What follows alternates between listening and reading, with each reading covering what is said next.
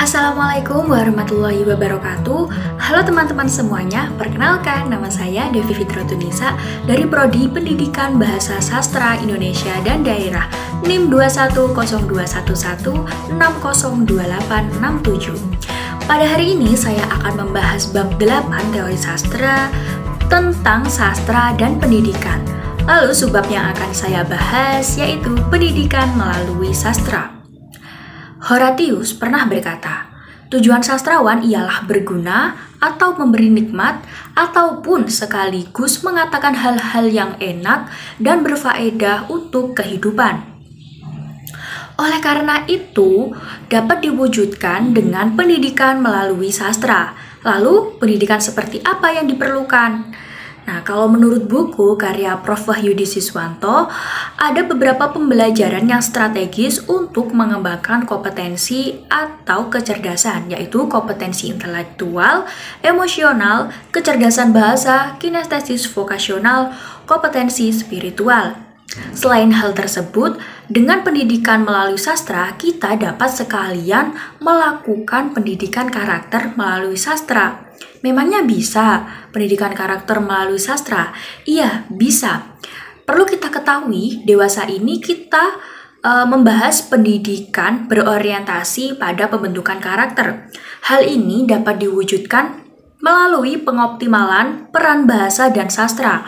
Oleh karena itu, sekurangnya ada dua perspektif yang mengemukakan tentang pendidikan karakter melalui sastra. Yang pertama, dari sudut pandang paradigma pendidikan bahasa dan sastra. Pendidikan bahasa dan sastra dirasakan memang sangat penting karena seorang pendidik harus menggunakan bahasa yang baik dan benar.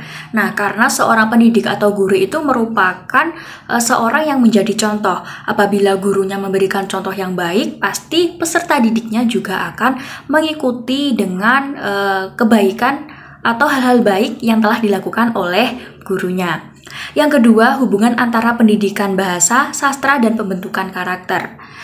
Sebab sastra mengandung nilai etika dan moral yang berkaitan dengan hidup dan kehidupan manusia. Sastra tidak hanya berbicara tentang diri sendiri, melainkan berkaitan dengan Tuhan, alam semesta, dan masyarakatnya. Lalu, implementasi sastra dalam pembentukan karakter seperti apa yang bisa dilakukan? Nah, jadi sastra itu bersifat indah dan bermanfaat. Sastra disusun dalam bentuk yang apik dan menarik, sehingga orang akan senang membaca, mendengarkan, melihat, dan menikmatinya. Sementara itu, dari aspek isi, ternyata karya sastra sangat bermanfaat. Di dalamnya terdapat nilai-nilai pendidikan moral yang berguna untuk menanamkan pendidikan karakter. Menurut Suryono, ia menegaskan bahwa genre sastra yang dapat dijadikan sarana untuk membentuk karakter bangsa antara lain genre sastra yang mengandung nilai atau aspek literer estetis, humanistis, etis, dan moral, dan religius, sufistis, profestis. Keempat nilai tersebut dipandang mampu mengoptimalkan peran sastra dalam pendidikan karakter para generasi muda. Kemudian, karya sastra yang dapat dijadikan sarana untuk membentuk karakter bangsa antara lain, yang pertama, karya sastra yang mengandung nilai estetika.